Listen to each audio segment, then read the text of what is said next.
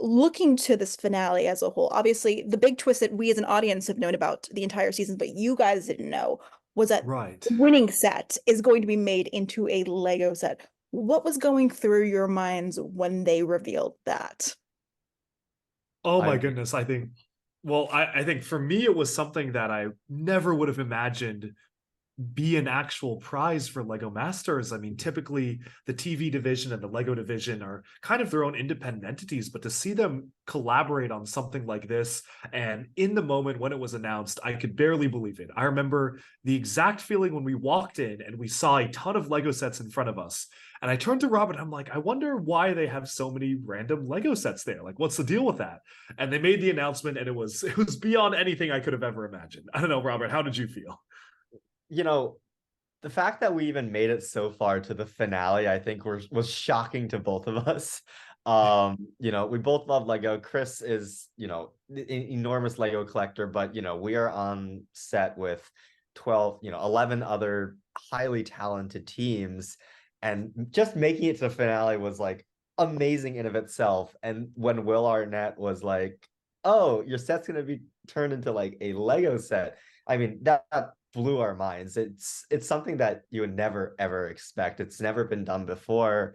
Even logistically, like we were thinking, how would that even be possible? Like such a big set, like how would that be turned into a set? So just a wild experience all around. Well, I have to ask, considering how much you were, it feels like dominating the competition, especially by the end. Oh, You I don't shocked? know about that. Were you shocked even at that point that you made it to the finale, or at that point were you feeling okay, like, we're good, we've got this, it's fine? Every We went into the episode, show. like, Yeah. like We went in, and I think that we thought, or at least I thought, we would be out by the second episode, maybe even the first one. And I remember our goal was like, can we just survive past the first episode? Because neither of us really do custom Lego builds. I build a ton of sets. I'm trying to get like the world record for the most Lego sets built, but not really any custom creations. And Robert, you were fairly new to it as well. So we had went in, we're like, okay, let's try this out. Let's just survive past episode one and see what happens. And we kind of took it week by week. Yeah, I think week by week is definitely the mantra.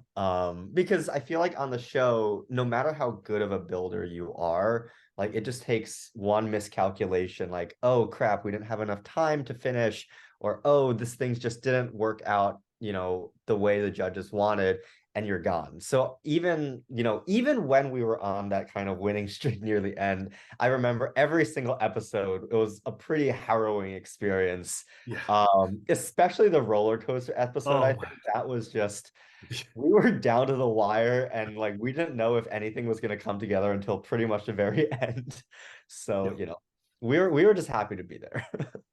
That is incredible because yeah, you guys pulled off insane things. So when you were thinking about that final build and knowing that it had to kind of translate into possibly make something that could be replicated, how did that change your kind of perspective? What can you say about things that you might have thrown out that you were like, we like this, but we don't like this enough to possibly have it immortalized in the Lego world? I mean, I remember the first thing I said when I heard that. I turned to Robert and I was like, Rob, we actually have to win now. And he's like, what do you mean now? Like, we're going into it. You weren't planning on trying to win. But I mean, I think the stakes are higher than ever. And for me, as someone who's been collecting Lego pretty much my whole life and trying to eventually open up a museum with a copy of almost every Lego set in existence, this is the dream. I mean, this is really something that I never ever would have imagined that I would have the skills to be able to help design a Lego set, and it's still so surreal to me. Yeah, I mean, I think, oh, like, to be honest, I don't remember us thinking about having the finale build be a Lego set. I don't think that was like the biggest consideration at the back of our heads. I think for us, we just wanted things to be big and ideally the biggest the show has ever seen. Um, and see what happens from there. And I Yeah. guess let Lego figure out how to turn this into a set. But our job here is to make something really, really big and interesting. Yeah. We were in survival mode for pretty Oh, much all absolutely. 24 hours. It was not a lot of thinking, oh, how could they turn it into the set? And it was a lot more of how on earth are we going to finish this on time? So Well, and given how big it was, what kind of changes did you have to make along the way to actually get it Oh done my in God. that time frame? Yeah, You want to so start with this one, Rob? yeah, so we had a pretty, I think we had a pretty nice system every episode where at the start of every episode, we try to first plan out our high level vision.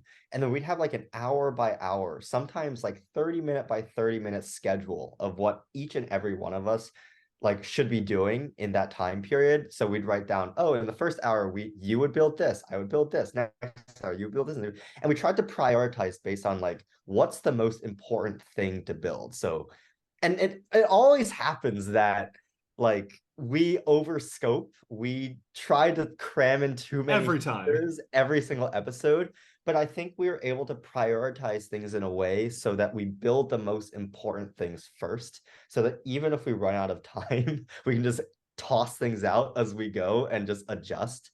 So I think for the finale episode it was definitely that, but harder, because I think the build was just very, very large.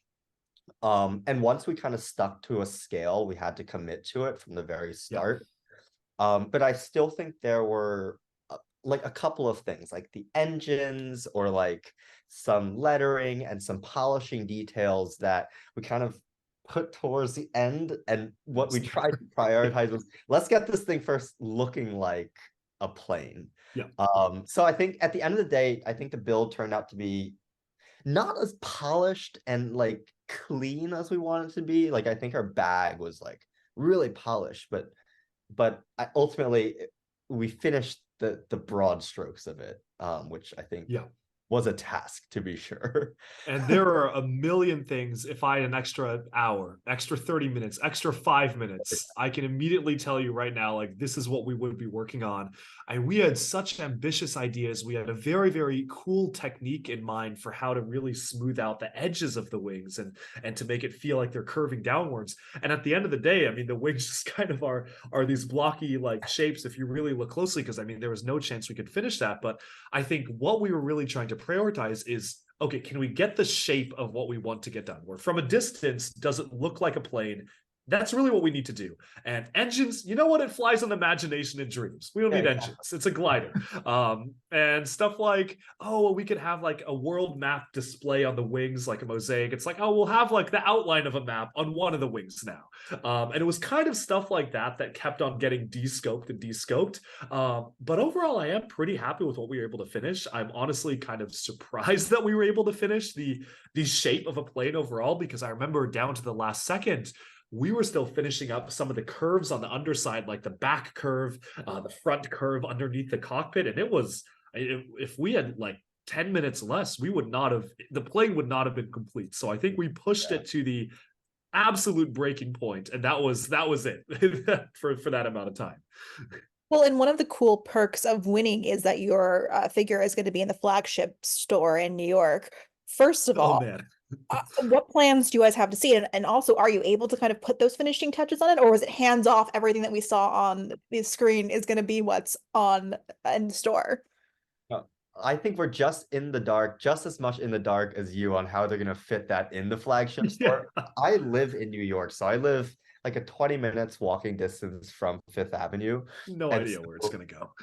like it's the store's big, but It's it's not that not big. that big. So like we have no idea. And after the show, the producers, that team, the Lego team, they're hard at work, I'm sure, making it stronger, maybe making it look better and polishing off details. We haven't personally seen it since the show though. Yeah, I mean, it's funny because we were just in New York this past weekend and we made a trip down to the Lego store just to kind of discreetly look around the store and be like, okay, where could they put it? And it's like, I don't know where they would fit it. I mean, they'd have to chop off the wings or maybe like cut it in half, which they may do. We have no idea. So we're quite curious and we're very, very excited. I mean, of course, whenever it gets unveiled, we will be obviously making a pilgrimage out. That's going to be a really special moment for us to see something we made actually displayed inside the Lego store. It's just going to be awesome. And then, I mean, so we're very excited. We wish Lego the best of luck because I have no idea how they're going to make that work.